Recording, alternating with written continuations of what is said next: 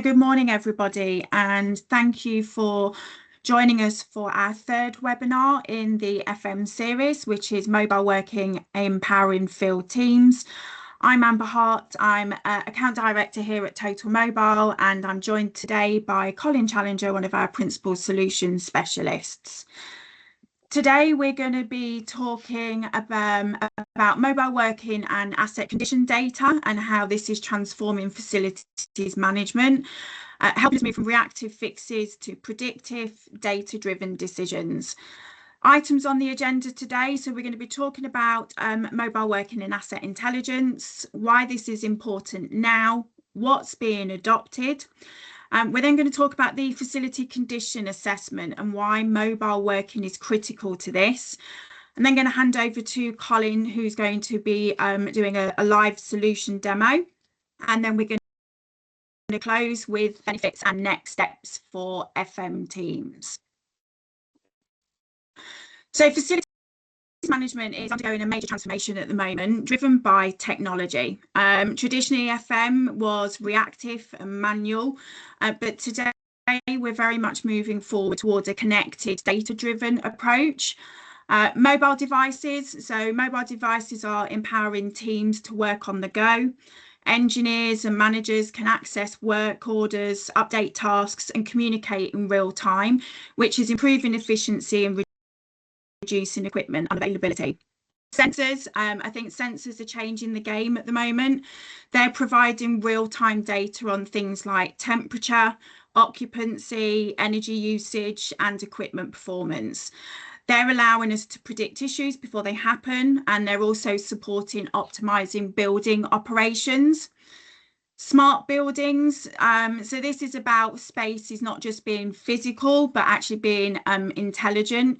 So by integrating systems like your HVAC, your lighting, your security, we're creating environments that are more sustainable, cost effective and user friendly.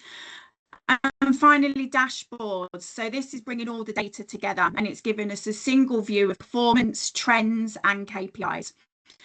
So mobile technology, IoT sensors, smart buildings and dashboards are all transforming FM from a reactive service into a proactive, intelligent function that adds real value to organisations. And why is this important now? So I guess there's a number of key drivers that are affecting this change. So many FM providers are facing shortage of technicians, engineers and trades. Efficiency gains from technology are helping people to be able to stretch those resources further. Rising energy, materials, labour costs, as we know, we're all squeezing our margins. And FM providers must run leaner and be more responsive and predictable. Clients are demanding more transparency and higher service levels, faster response times. They want sustainability metrics and reporting. And mobile tools are enabling people to be able to meet those expectations. FM is converging with building technology. So we've just mentioned sensors, smart meters, BMS, AI. All this field data is available through using mobile working and then allows you to input that into your ecosystem. AI and predictive analytics, as we know, is a real hot topic at the moment, and it does require field collected data to be effective. And again, that needs to be done through a mobile device. Many clients are mandating better energy and being able to optimize environmental performance, compliance reporting, and being able to measure, record, and act on that data. And many buildings and spaces are operating with varying occupancy. So FM operations need to be agile and data-driven. FM is becoming more commoditized. So FM providers need to compete on service excellence, responsiveness, insight, and outcome guarantees. And I think mobile capability is a differentiator to that. There's some quite interesting statistics in the world of adoption around sort of IoT and mobile working. So And I think there is a gap as well between what the business wants to achieve and also the actual full deployment. So if you look at some of these statistics here, so 38% of FM organisations are using IoT sensors across their full estates, which is great. But then you've got a statistic where 35% are still actually tracking their asset performance through paper, which is quite a scary thought. 22% of UK businesses have rolled out some smart systems. So businesses are touching that kind of area and looking at it, but maybe not using it to its full potential. And then you've got the government FM standards, which have been released around mandating asset condition data for public estates. So facility condition assessment. So I appreciate quite a lot of people will know what this is, but just really to touch on exactly what's involved. So let's think of this as a health check for your buildings and your assets. It's a structured way to understand the physical state of everything from HVAC systems, electrical setups to lifts, roofs, lighting and plumbing. It identifies the current condition. So are things good, fair, poor, or have they failed? It looks at the remaining useful life. So how much longer can asset realistically perform before it needs replacing? It flags immediate future maintenance needs so that you're not caught off guard by unexpected failures. It also estimates the cost of repairs or replacements, which, as we know, it's critical for budgeting and planning.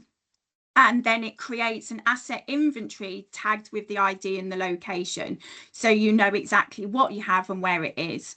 And it produces the condition ratings and life cycle data, which ultimately gives you the long-term capital renewal forecast. So realistically, you 10 to 25 years. And that's the powerful bit that is needed for strategic planning and investment decisions. And mobile working is critical to FCA completion, and that's what we're going to touch on shortly in the demonstration. So the reason it's so important is through using mobile working, you can capture ratings, photos, notes. It's all captured in real time. So there's a real-time sync to your core asset database, whether that's a CAFM, CMMS, or another. It's all standardized. We're going to show you some of that through the standardized templates that you can utilize.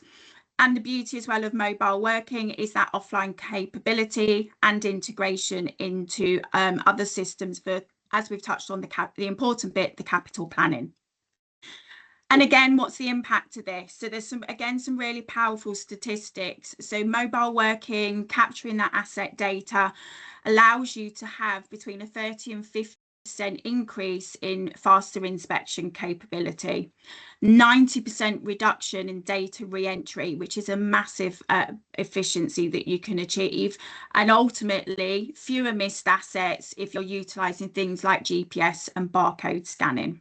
So it's really, really critical to be able to have that mobile working. At the end of the day now, it's not a nice to have, it's an essential for accurate, efficient FCA completion and ultimately smarter asset management. I think obviously what we've just touched on in that demonstration there is about the huge benefit of aligning mobile working with a collection of intelligent asset data, and that it delivers real tangible benefits, and some of those benefits, as you can imagine, will be sort of faster fixes through real-time alerts, better planning for capital forecasting, compliance, identifying sort of sustainability in inefficient assets, and improving your risk management as well through early fault detection. So mobile working is turning your FCA from a one-off survey into a living, continuously updated data sheet. And without utilizing mobile tools, that data quickly becomes outdated and fragmented. So investing in the two that go hand in hand is something that we should be looking at. And then I think in conclusion, it's really just understanding what you guys need to be doing next to be able to make some decisions around this. And what we'd encourage you to do is early adoption of mobile first FM workflows.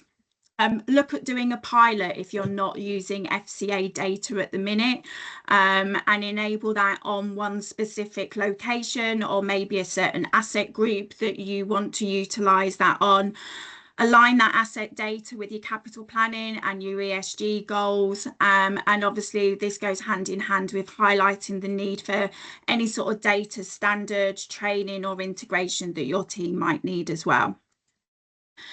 So that brings us to a close. So I thank you very much for joining us today. I don't know if anybody has any questions that they'd like to ask us, but we do have our final webinar in this series, which is on the 3rd of December, which is going to be data analytics and job management for contract delivery. So that has been posted now on LinkedIn, so you can book your space on that. But if we have no questions today, I thank you very much for joining us, and hopefully people found the session useful, and Colin and I will speak to you again next month. Thank you.